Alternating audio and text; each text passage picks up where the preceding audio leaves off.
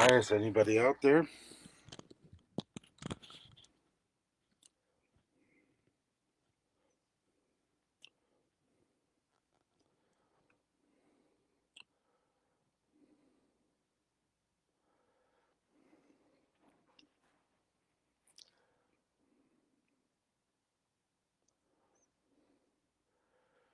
Just checking to see if anybody's there. My audio's working and video and all that good stuff.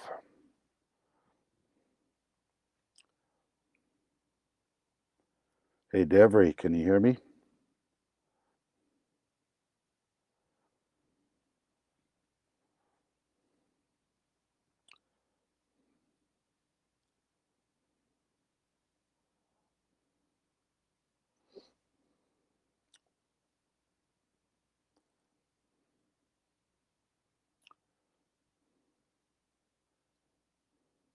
Hey, Dev. Good to see you. I got your note. I'll try not to drop the F-bomb too many times. I never know. I can't guarantee anything.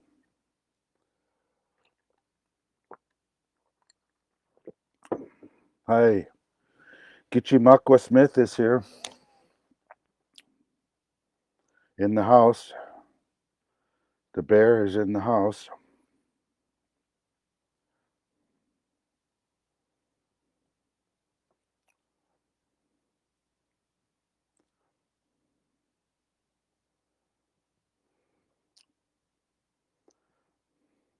So, Chamakwa, I'm going to start right at 7 o'clock.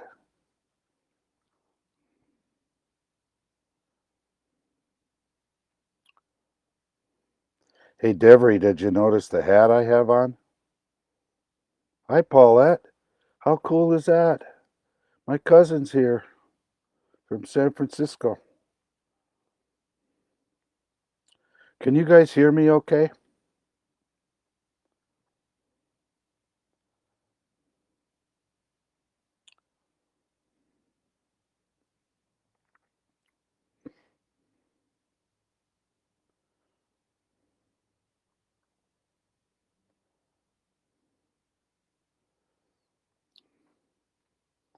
I need some feedback. Can you guys hear me all right?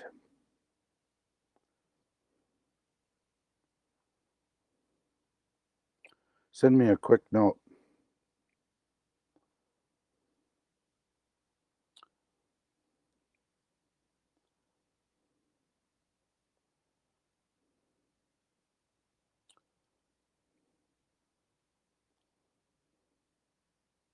Okay, good, Dev. Thank you.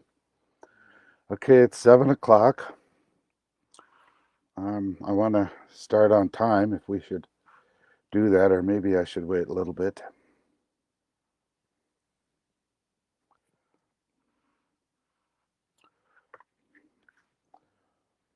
What did I do with my clock?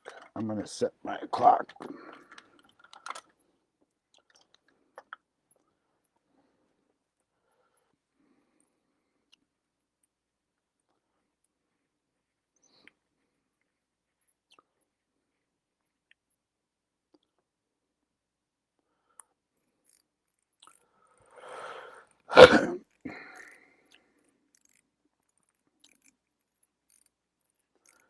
Hey, Marlon. Good to see you.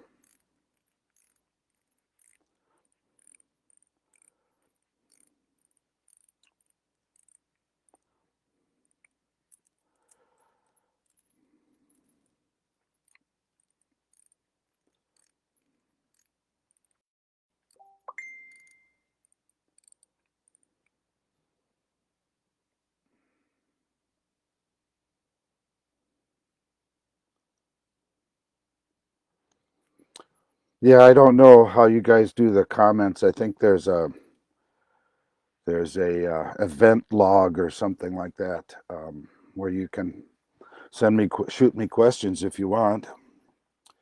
Um, I have some questions. I'm going to start. My name's Tom. I'm an alcoholic and an old doper, and I just want to say thanks to Dev. I want you to notice, you guys up there in Red Lake, I want you to notice my hat. And I'm going to take it off so you can see my white hair. All you Red Lakers up there, go to college. You got a great professor up there named Devery Fairbanks. Nice guy, too. My name's Tom Kanthak, and I live in Golden Valley, Minnesota. And Marlon talked to me last week, Saturday, Sunday, like something like that, and said, "Tom, would you be willing to be part of the Friday night speaker meeting?" And I said, "Sure, I'd love to. I feel honored.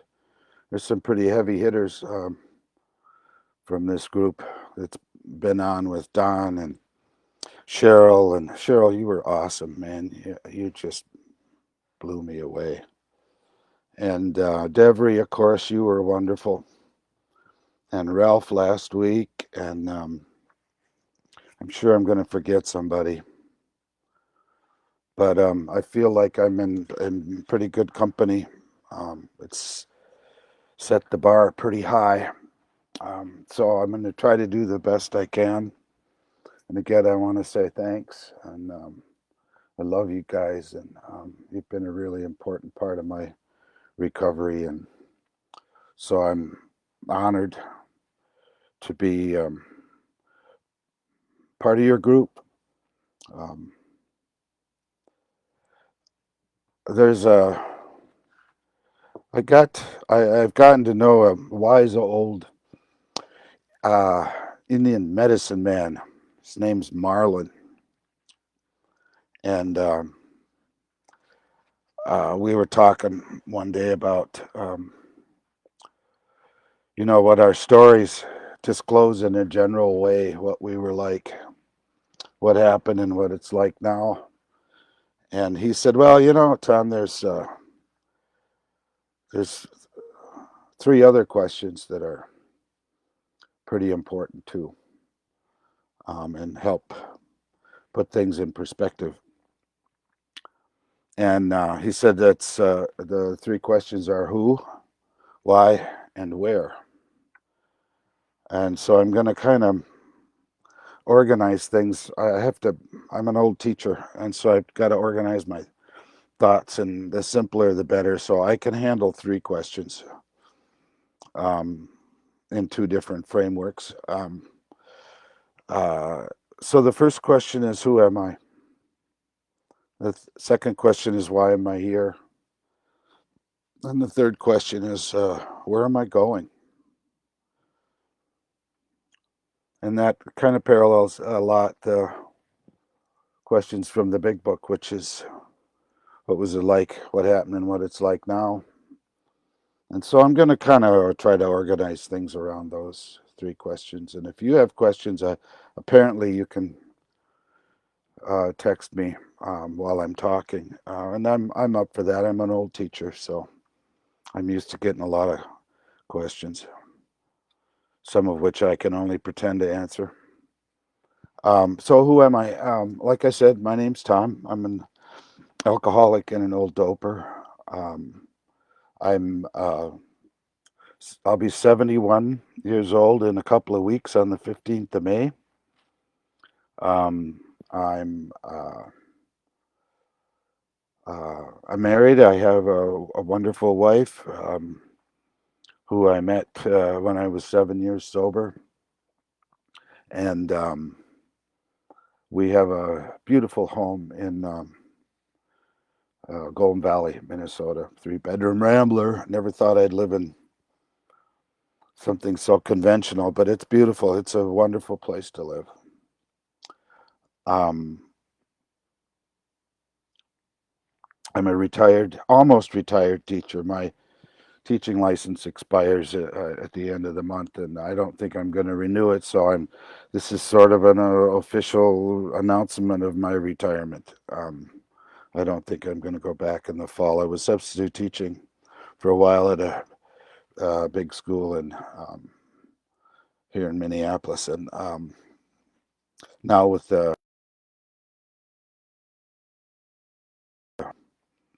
I'm not teaching anymore, and I really miss it. I miss it a lot. I was the founding teacher of an arts high school here in Golden Valley.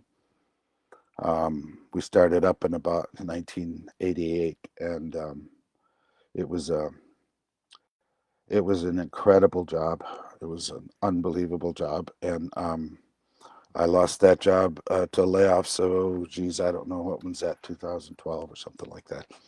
So I went into substitute teaching for a while, and now I think I'm gonna quit doing that. Um, see, who else am I? I'm a good Catholic boy from St. Cloud. I was a choir boy, an altar boy, a child prodigy on the pipe organ, and grew up in that uh, very structured um, religious family. And I have an older brother who's a year and 13 days older than me. His birthday's tomorrow. I have my next youngest sister, who's also a teacher, and my little baby sister, Julie, who lives and teaches in a Western suburban school here and has been there a long time. And we're all teachers. My grandfather was a teacher. My great grandmother was a teacher in a little one-room schoolhouse out in western Minnesota. And so I don't know what your feeling is about teachers, but get over it. Anyway, oh, my cousin Kathleen is here too. And so who am I? That's part of my story. Is that I I I grew up in a family of alcoholics. My whole the whole culture of our family was not the whole culture, but I mean, whenever we got together, the adults drank, and no, I don't remember there being any big knockdown, drag out fights and all that sort of thing. But uh, I do remember that it was important to have that case of beer around, and my uncles and my dad and the whole crew would um, get together. And when we got together, it was fun. We had a lot of fun, a lot of laughing. You know, it was good yucks. Um, uh, I was born in a little town called Cambridge, Minnesota, and one of my earliest memories of drinking was at the VFW, the American Legion in Cambridge, Minnesota. I must have been 4 or 5 years old. Um, and my brother and I were like little puppies around my dad. We'd be sitting there begging him to take sips off of his long neck beers. So that's but what was uh, uh, memorable about that is that um, my dad was laughing and dancing and having a great time. It was drinking and having a good time, and seeing my folks happy, um, all went together, and that from a very early age. And that's just the way it was. Um, many of my cousins who happen to be here um, uh, are or were alcoholics. Some of them died alcoholics. My uncle, uh, Bob, was an alcoholic and died in the Wilmer State Hospital. Um, well, the second question is, why am I here? Well, I'm here because I drank too much. I mean, it's pretty simple. All of this stuff that's happened to me in the last 37 years is because I drank too much. Um, I think I think now that it was a gift that was given to me. Um, and so why I'm here is to share with you my experience, strength, and hope in recovery. And uh, I, it's an important thing for me to do because I was given so much and continue to be given so much. And I want to thank all of you for all of that you've given me. Um, the the other reason I'm here, and I don't want to spend a whole lot of time on this, is that uh, why am I on the Red Road Warriors uh, Facebook page? I have a long association, a sober association with sober Indians from the very get-go, from the very beginning of when I started getting sober. And I'll talk a little bit about that a little bit later. But I I find the most honest, genuine, and sincere um, recovery people in recovery in the Native community.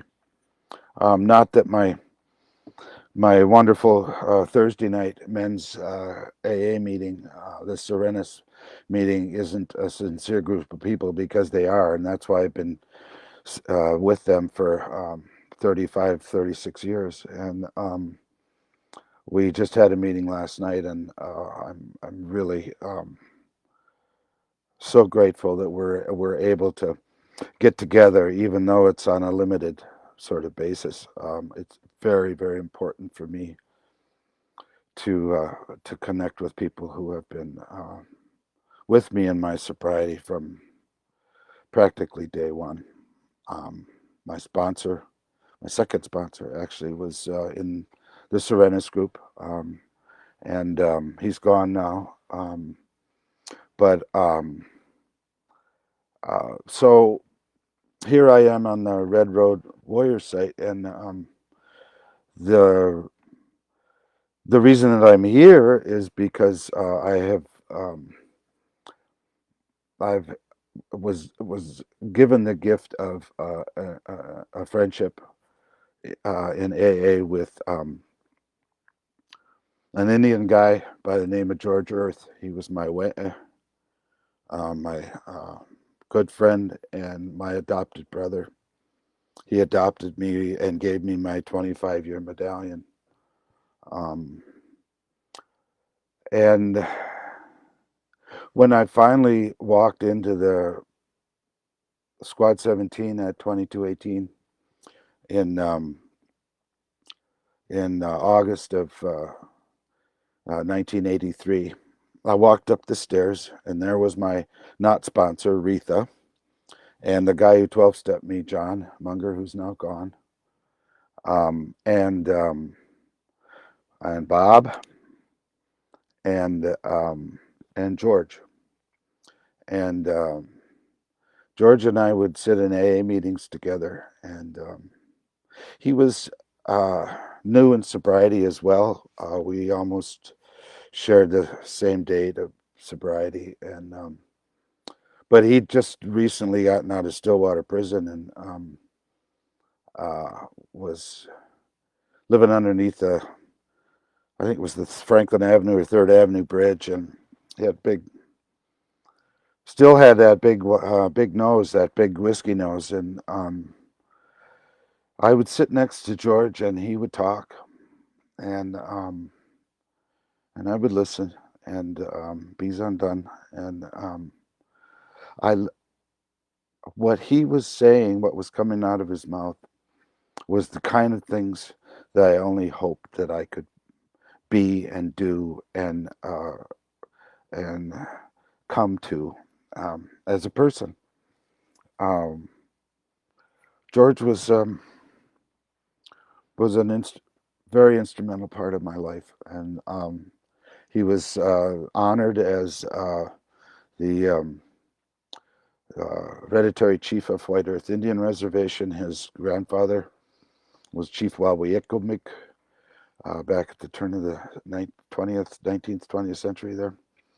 And so that's 35 years ago that George and I would sit in meetings together, and I really wanted what he had, and we struck up a friendship. And he took me to my first powwow at White Earth in 1984, and I met his family and ended up being adopted into his family, and I'm forever grateful for that. Um, but one of the reasons I'm here is because George, towards the end of his life, probably 15 years ago, if not more, said to me, "Tom, you're a teacher.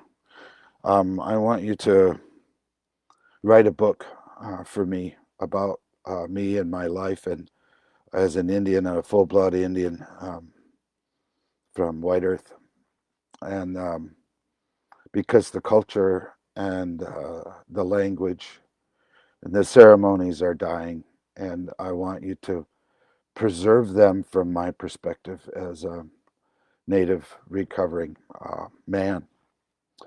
So I said, "Well, George, geez, I'm a teacher, but I don't write books. I mean, I just don't write books, but I'll do what I can." And I started out by doing some interviews with George. Those audio interviews are available online. I can let you know where those are if you're interested. Um, and I said, what I'll do is I'll sit down with you and you can start telling me your story. And we did, and that was sort of the beginning um, of my um, entry into. Well, it wasn't the beginning. I mean, the beginning was in '84, and I started interviewing him, and about 15 years ago, and uh, so we never arrived at a place where I actually wrote a book about George, but I did spend a lot of time with him, stay with him. We went to meetings, a lot of meetings, Red Lake, Black Duck, Bemidji, White Earth, and uh, so what happened was that as a teacher, I was able to uh, develop a curriculum and an elective at the school that I was teaching at that the kids could take. It was called Minnesota Indian Art and Aesthetics, and a second course in Native American art and culture. Um, and I was able to do that because of the people that like George, who I met along my journey in recovery. Um, Native people who helped me understand and learn about what it means to be native and sober. And it was so much what I wanted um, in terms of my own sobriety in my own life that I developed these courses and taught and did some presentations and things at the uh, Indian Education Association and stuff and all that good stuff. So I was able and brought George down to the school to do workshops with the kids and talk with them. And I tried to get as much uh, of I tried to get George to pass on to the kids as much as he could firsthand, first source, information. And it was wonderful to see him with those kids who were primarily white kids, uh, but also resonating with the native kids that we had. And we did have some native kids come down from the res and study with us for a couple of years. But anyway, I want to back up a little bit. Uh, so what was it like when I started this whole thing? Well, I the night before August 18th, 1983, I called up an old friend of mine who I studied dance with. Yep, I'm a dancer and a musician and a composer, and I called him up because my wife said if I went to treatment, she'd come back to me, and so I thought, well, yeah, what the hell, might as well. So I called John up, and John had him or he John had his sponsor call me, and Bob, my first sponsor, Bob Mead, who's gone now too, um, was a volunteer up at the VA hospital in St. Cloud, and so I answered the phone, believe it or not, and Bob and I talked for a while, and he, he he said an amazing thing to me. Um, because I knew what you AA people were about, and I didn't like you. I didn't like you at all. I got a DW in 1977, and they made me go to those goddamn AA meetings, and I hated you guys.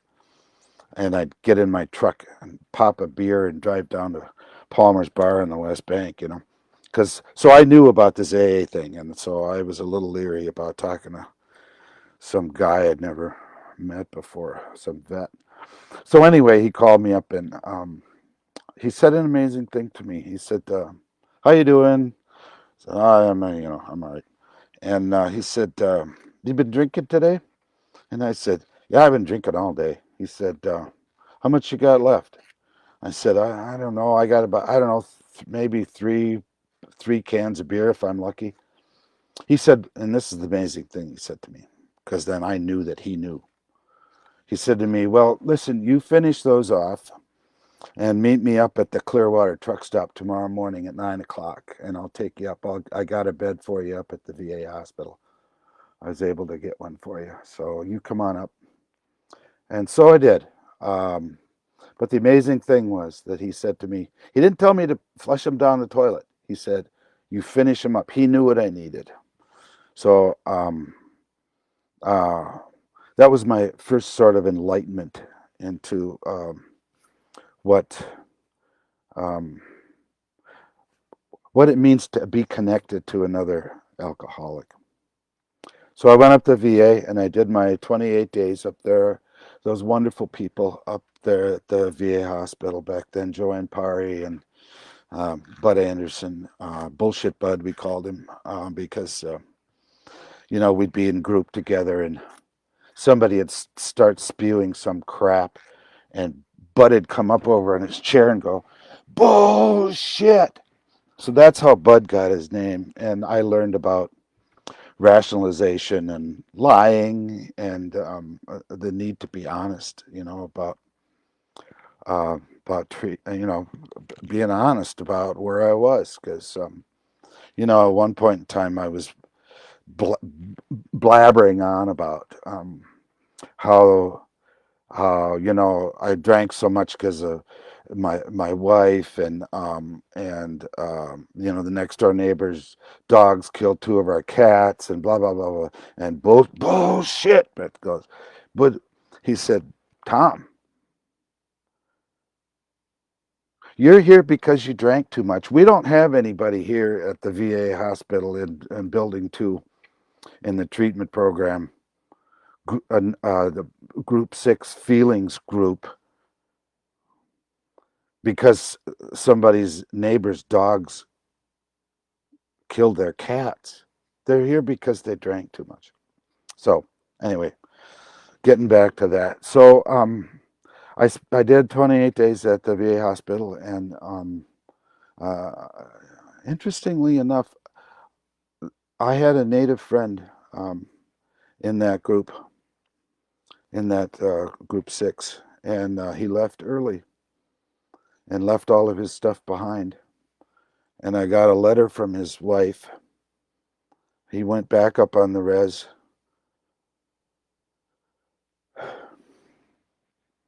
got a jug, and went out in the woods and killed himself. I liked him. I really liked him a lot. And the hardest part was, you know, boxing up his shoes and his clothes and stuff so that his wife could come and pick up his stuff. That was hard. Um, but I learned a lot from him too about how to be connected, sober, even though he didn't make it. But anyway, I'm getting sidetracked here. So anyway, I went through the VA hospital with those wonderful people up there, saved my life, and they said, Tom, we think maybe instead of going back to your little house on Powderhorn Park, where you're behind 3 months on the mortgage, maybe you should go over to the halfway house in River Falls. And I said, no, I don't think so. I don't want to do that. And they said, no, if you want to finish this program, you got to go over there and do your fourth and your fifth step because you only made it up to your third step. Um, so I did. I spent 3 months in the halfway house. I was only supposed to be there 30 days, and I begged them to extend my time there because it was so awesome. And um, and then I moved back to Minneapolis and ended up at 2218 and Squad 17 Friday night. But of course, I ended up having a crazy roommate there, and he did an amazing thing one time. I was trying to do a fourth step there, which is the inventory step, where you kind of write down, um, what happened and what it was like and what it's like now, um, and also, use the sex, security, and self-esteem. The three S's. That's all I can remember is three things. And so I did that, but I failed the first time I did a fourth and a fifth step because I think the guy who did the fifth step with, which is the step where you go and you admit to God, to yourself, and to another human being the exact nature of your wrongs. I went 6 hours I spent with Jules, and he finally said, "No, I think this is not working, and maybe we better start over, and I'll do it with you." So I thought, well, I need some help. So I went to my roommate Bud. I said, "Hey, Bud, this fourth step, the fifth step thing didn't go very well. Can you tell me what's wrong with me? What I should be putting down in my fourth step?" And he started talking about himself and what kinds of things came up for him in his fourth step in his inventory, and and it was some pretty personal, deep stuff, and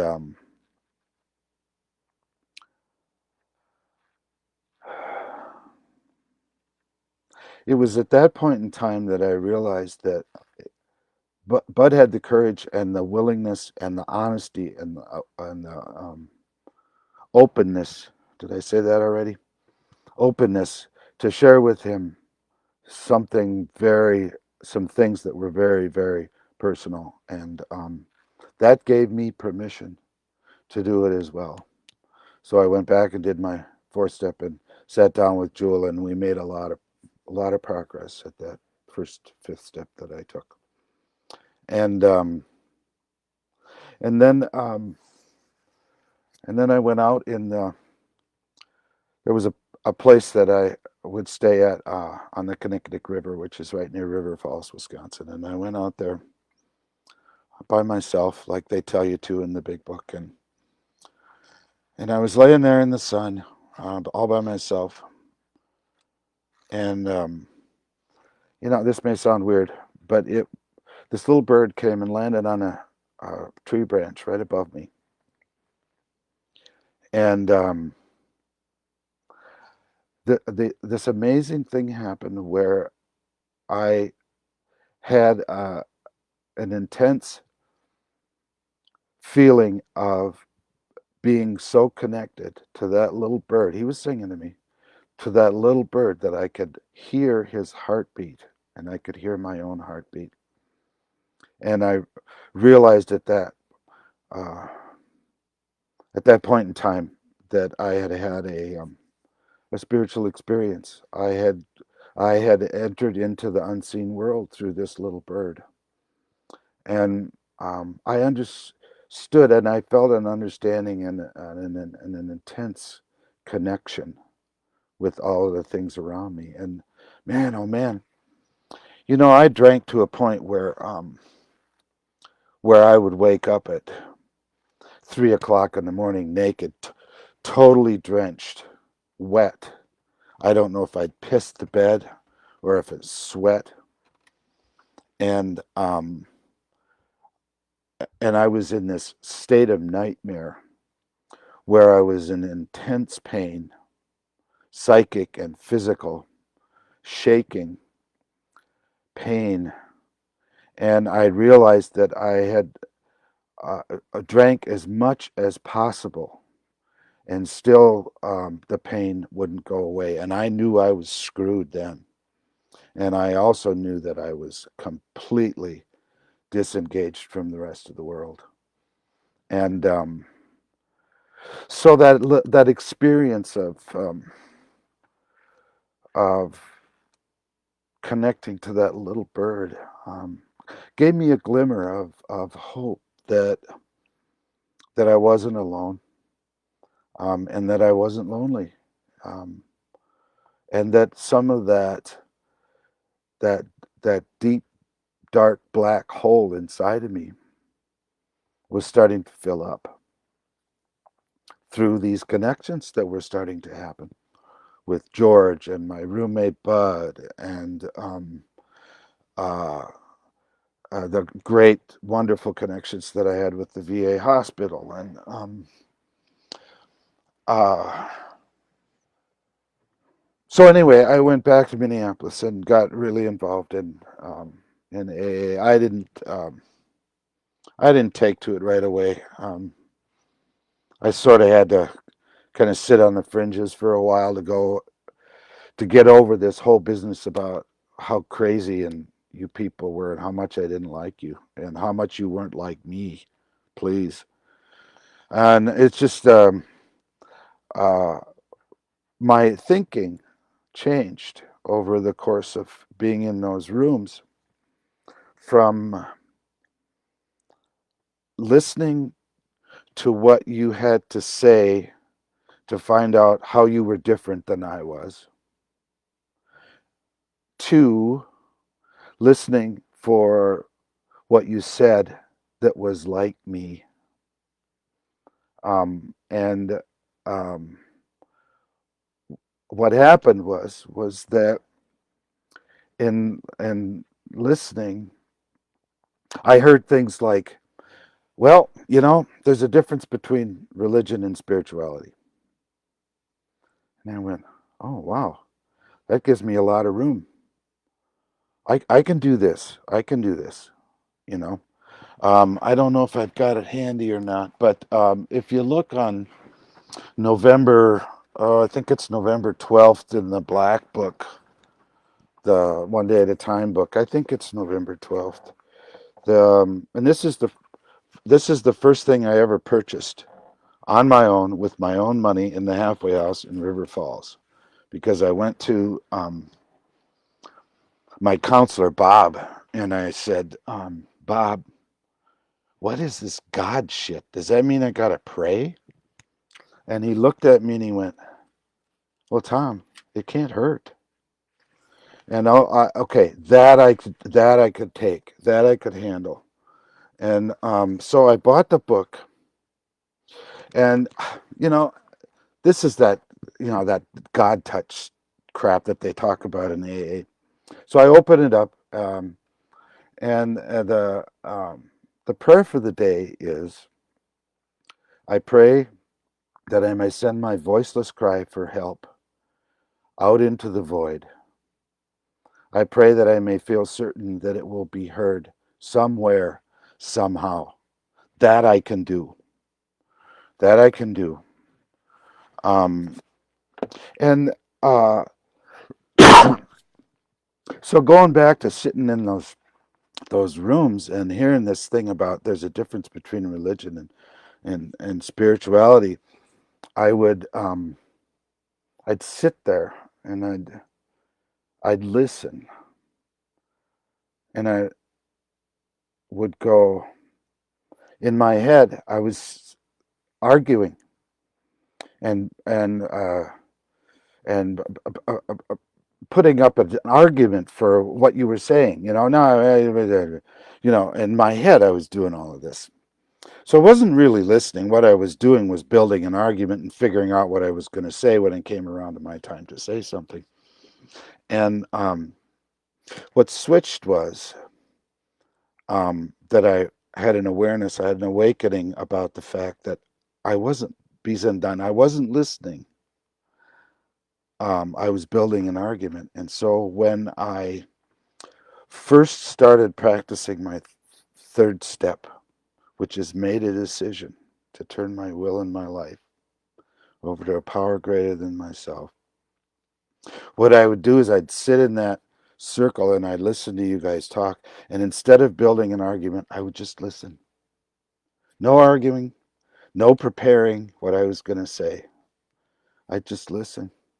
And I realized in doing that I left an opening for messages to come to me. That this voiceless cry into the void, I realized that something was actually listening to me, because I, long time ago, realized and decided that there might be a God out there, but he sure as shit doesn't listen to me. And he's got nothing to say to me. And so what I realized is that I was connected to all those people in that circle, in that room. And when I listened to them, I realized I was hearing from them a lesson and something that I needed for myself. But I had to make the opening. I had to stop arguing, stop preparing. And it was in that practicing that third step in every meeting, every one, with every person, made a decision to turn my will over. Let it go, Tom. Just listen. Let go. Let God, the God of my understanding, now called the Great Spirit of the Creator, which is another whole story. But anyway, so what I started to realize is that I was connected to these people, and that there was a little piece of God in each one of those people. And if I listened, God would speak to me. And I'll take that. I'll take it. Um, it works for me. It still works for me. Quite a while later. Um, and where do I want to go with this? So anyway, I started practicing these steps, even though I knew it was all bullshit. I tried it anyway. I just gave it I figured, what the hell, it can't hurt. My life was so screwed up the way it was. I didn't say the F-bomb, Debbie. My life was so screwed up the way it was. Maybe you guys could help me out. So I started doing the steps. And one of the reasons I'm still here in AA is because of a promise that I made to my old boss. I was a bartender on the West Bank, Cedar Avenue in Minneapolis, for quite a few years. I knew lots of people who drank on the West Bank, and the dance studio where I studied and taught at was right next door. So it was really convenient. I could teach dance classes and go over there and tend bar after I got done teaching. And so anyway, when I came around to doing a ninth step, I went to my boss and I arranged for a time for us to meet, and we sat down and I started talking, and I explained to him that I was trying to do my best to stay sober, and that I was in the AA program, and that part of what we had to do in the AA program, it was part of our spiritual development, and our sobriety was to sit down with people who we had harmed and make amends to them. And so I went on my whole thing. I talked with Roger about that. I said, Roger, I stole a lot of money from you. I drank all your, a lot, not all. Mo- uh, I drank a lot of booze and gave a lot of it away. And I said, Roger, I have no idea how much money I owe you and how you want me to. I can set up a payment plan with you and whatever. But I just wanted to let you know that I wanted to make amends for that. Um, and he looked at me. This is so unbelievably amazing. He looked at me, and I don't know that he was conscious of what he said that made so much of an impact on me. But he said, Tom, listen, I don't know. I don't know how we're ever going to work this thing out with you paying me back or any of that shit. And I don't even know if that's going to happen. But what I do want you to do is prove to me that this AA thing that you're doing actually works. Because he said, from my perspective as a bartender, this program does not work that you're talking about. This AA thing doesn't work. Because every week somebody comes in after being in treatment or walking in and saying, give me a Coke. I'm not drinking anymore. I'm in the AA program. Um, he said it's not very long before they're back in here and they're plastered. So from my perspective, this thing that you're involved with, this AA thing, does not work. So prove to me it does work. So I go to meetings. I have a sponsor and not sponsor. Um, and I have a sponsee, a wonderful sponsee, um, and um, and a lot of wonderful friends in this program. So I go to meetings, I do the steps, I connect with the guys in my Thursday night group, and I started getting involved in the Native culture a lot. Like I said, I think I said anyway, I spent a lot of time with George's family up on White Earth and Red Lake, and um,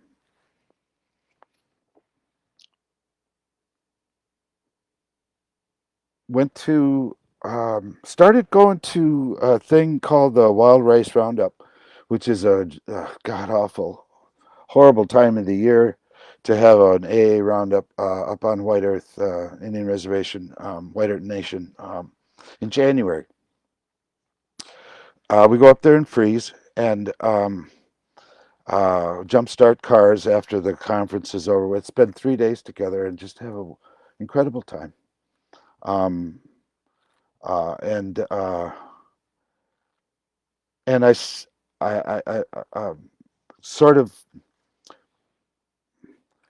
uh, use those roundups. I also go to the one in Red Cliff when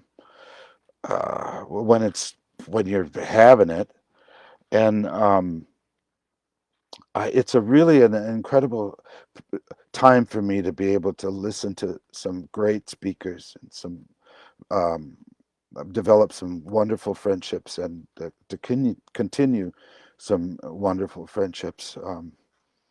And so I get up there as I get up to primarily White Earth as much as possible because I have some property there that I like to go and hang out at. I don't own it; a friend of mine does. Bud, a guy who I was in the halfway house with, we've been friends ever since. I go out there and I walk and not very far because I don't like walking that much, but I do like being in the bush and I find that I can be fully myself there. That I am alone, but not lonely. I'm not empty because I go there and I'll lean up against a tree and sit for a while and just try to feel you know, the the energy flowing up from the roots of that tree, and trying to connect my spine to the spine of that tree, And I have other things that I do too. I put my asema down like I do every morning, and um, try to say my little prayer in my pitiful Ojibwe, and uh, try to connect. So anyway, I think I'm gonna start to close this thing up a little bit. So um, how am I doing on the questions? Well, I got as far as why am I here and who am I? I think I bored you enough with that. But where am I going is a tougher one because now I'm uh, facing kind of a formal retirement. And what's been so good about this whole COVID thing is that, especially for you guys that are working your asses off now, full time work and all that stuff, trying to, um, what this whole COVID thing is doing for you guys is finding out what it's like to be retired. And for me, when I first lost my job and I wasn't going in every day to teach and be with the kids, um, I'd wake up in the morning and go, okay, well, uh, now that my life isn't worth a shit anymore, because I had put so much effort and energy and work and psychic pain into that job, that when I was without the job, there I am sitting in the backyard smoking my little cigars going, man, is my life worth a shit anymore? So anyway, this COVID thing I think is going to help a lot of people sort of come to grips with that question, don't you think? Um, and so where am I going? After I have some plans. I've been asked to do a workshop, and we were supposed to do it next weekend up in Battle Lake, Minnesota. There's a wonderful dance company up there that I was going to play music for and do some workshops with, and we had to cancel it, of course, because of this whole plague. And so we're going to probably do it in the fall. I'm looking forward to that. Um, we're also doing, hopefully, a Red Road Warriors roundup. I hope. And I don't know what the score is on that, but I guess it's on hold until now. And you know what? I'm going to spend some time here. We've got a really nice home, which I never thought I would ever have. Never. Um, for a guy who